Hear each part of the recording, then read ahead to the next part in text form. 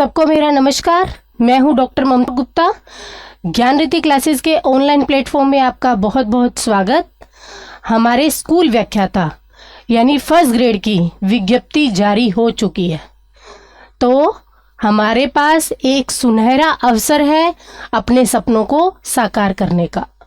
तो आप अब लग जाइए, जी जान से मेहनत करिए कि आपको अपने लक्ष्य की प्राप्ति हो सके।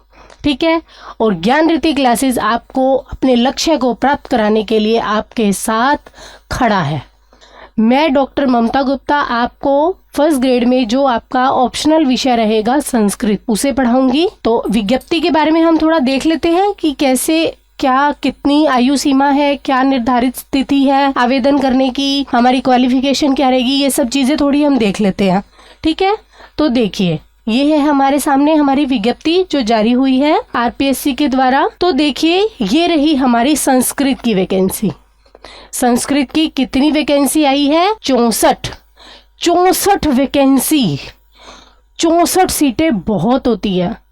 अब आप ऐसा मत सोचना कि सिर्फ 64 सीटें हैं तो हम तैयारी ना करें, ऐसा नहीं है। अगर प्रत्येक विद्यार्थी यही सोचता रहेगा कि सीटें थोड़ी है तो हम उसके लिए क्या तैयारी करें, जबकि ऐसा नहीं है।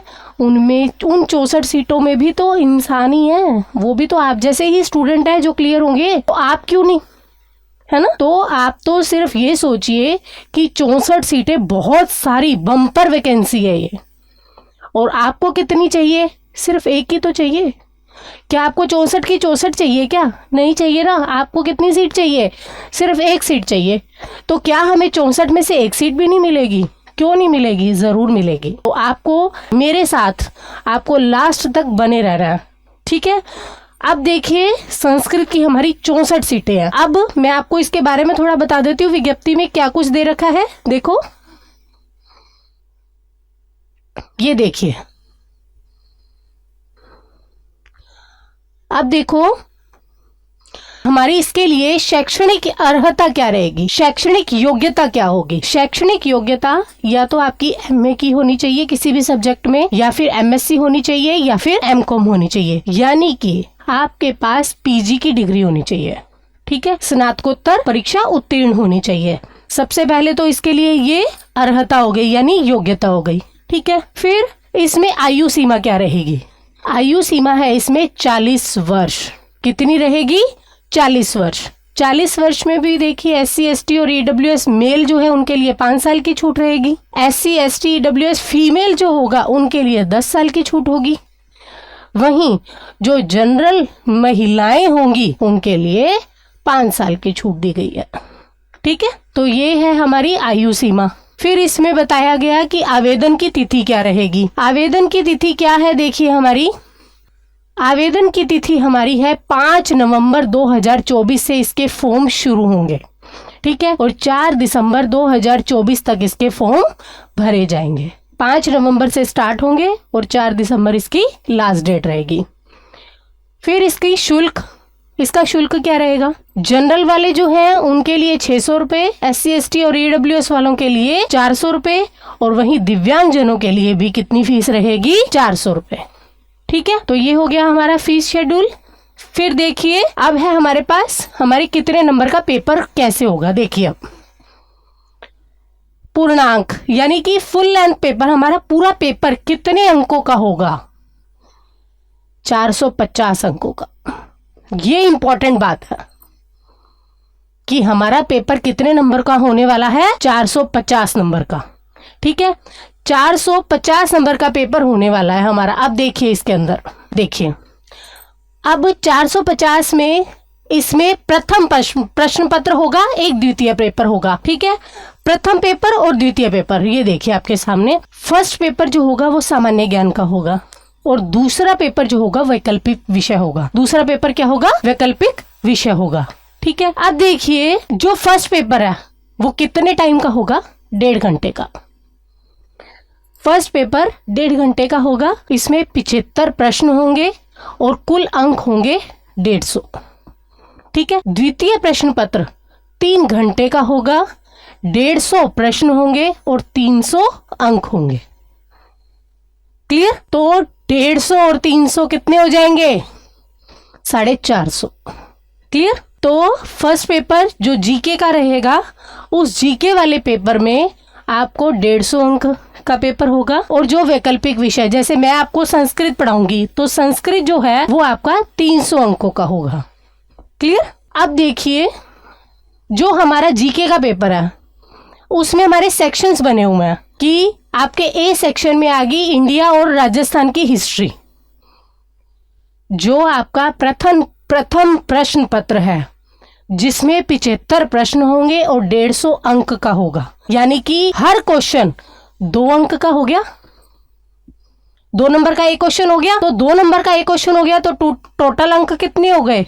150। अब देखो, इन्होंने ये जो सामान्य ज्ञान है, जो जीके का पेपर है, वो इन्होंने कितने सेक्शनों में बांट रखा है? देखो, अब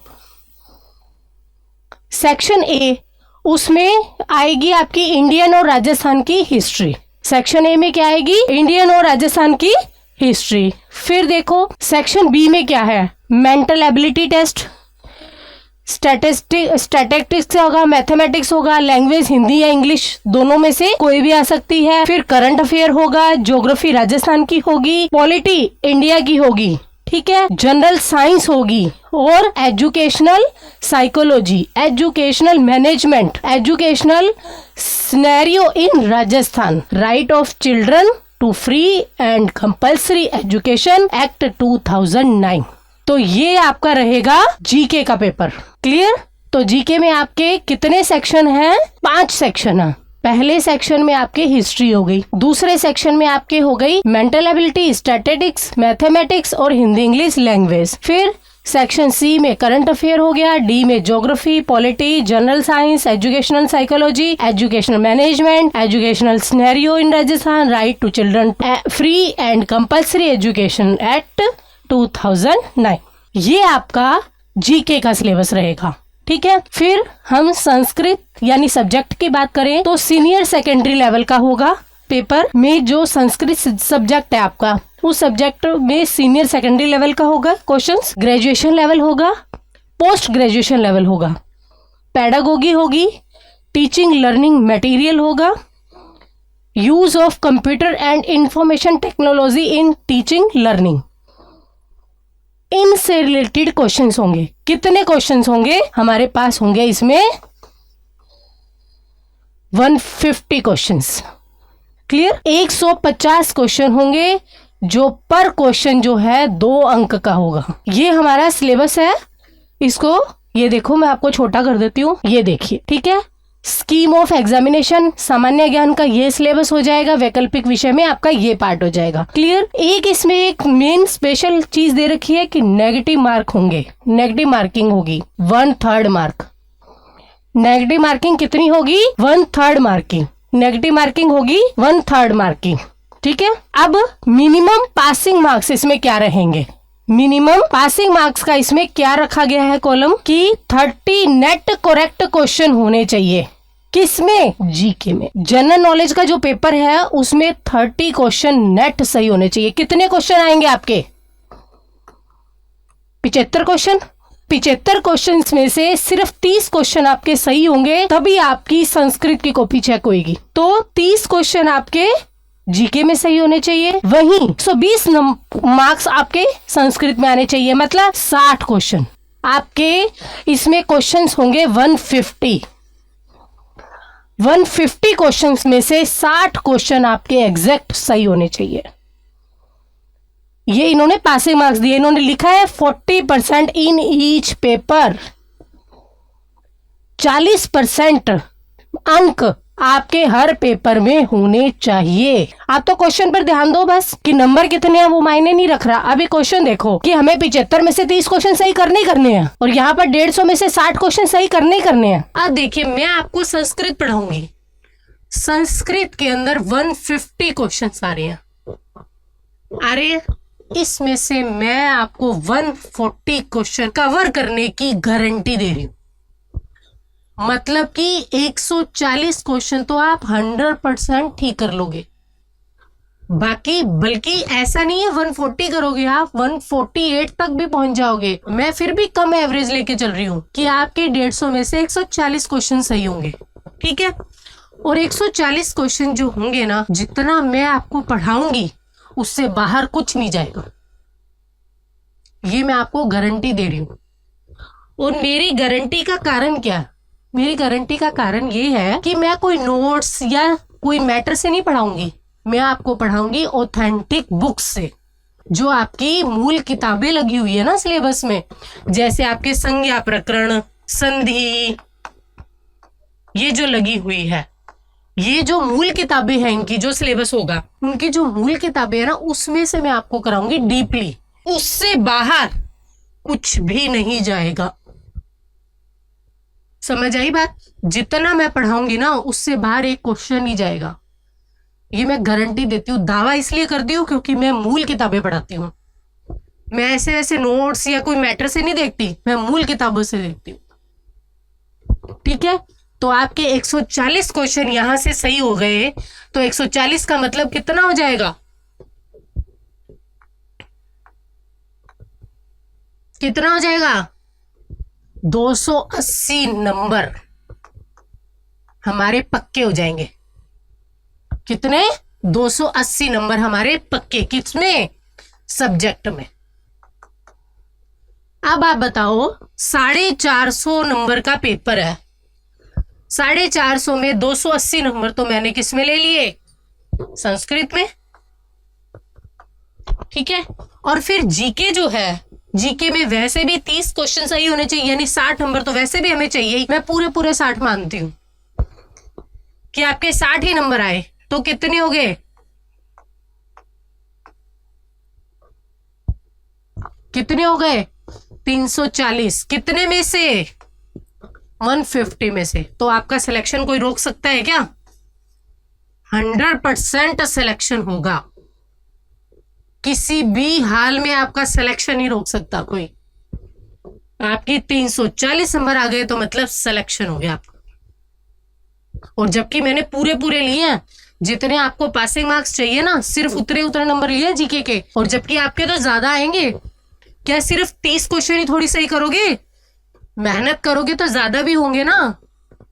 और 140 क्वेश्चन थोड़ी सही करोगे, हम इतनी मेहनत करेंगे कि 148 तक पार करेंगे। हमारे ये नंबर तो मिनिमम है कि इतने नंबर तो हमारे पास होंगे ही होंगे। जब मिनिमम नंबरों से ही हमारा सिलेक्शन हो रहा है, तो हमारे तो इसमें प्लस ही होंगे, कम थोड़ी होंगे। तो जब प्लस ही होंगे तो हमारा सिलेक्शन कोई रोक सकता है क्या? फर्स्ट अटेम्प्ट में आपका सिलेक्शन होगा। तो इसीलिए विद्यार्थियों, मैं आपसे रिक्वेस्ट कर रही हूं कि अपनी पढ़ाई को स्टार्ट कर दो। समय को बिल्कुल बर्बाद मत करो, ये समय बहुत कीमती है, दोबारा आपको नहीं मिलेगा, ठीक है। तो इसलिए तैयारी शुरू कर दो। और मैं आपके लिए जल्दी से जल्दी संस्कृत का बैच स्टार्ट करने जा रही हूँ, तो आप मेरे साथ जुड़िए। ज्ञानदीप्ति क्लासेस के ऐप को डाउनलोड कीजिए और अपने सक्सेस को, अपनी सफलता को पक्का कीजिए। Thank you.